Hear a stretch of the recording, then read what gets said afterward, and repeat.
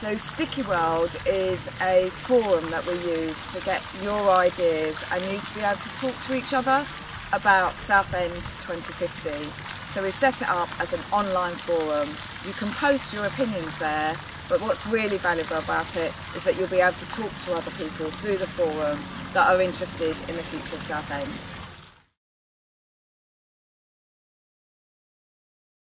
So Southend is a really great place. Many of you already know that because you live here, you work here, you play here. And we've got some really good strengths like the riverfront, like the seaside, like our great businesses and our strong schools to build on. But we need to think about what we need for the future. How are we going to use digital to really drive forward the town? What kind of visitor economy do we want for the future? There are many good things about Southend already, but we really need to think about what does that next 30 years look like. So I know that 2050 seems a long time away for many people. But if you think about it, it was only 32 years ago that it was the hand of God, Maradona, World Cup football, as everyone's talking about at the moment. And actually we can remember some of those images from 1986.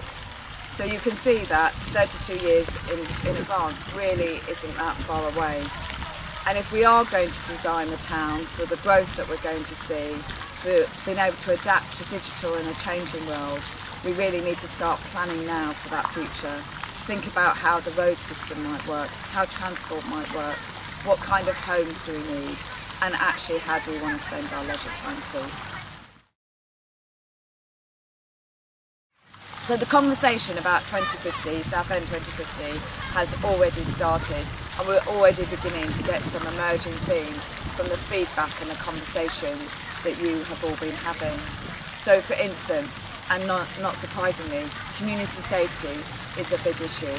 How are we going to ensure that you and your families feel safe in the future? And that's all of us will have a part to play in that.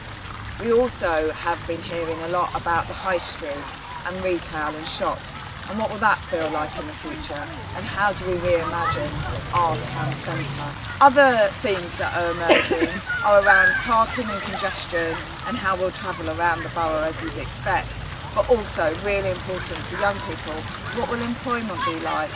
And of course we know that there'll be jobs in the future that we haven't even thought about yet.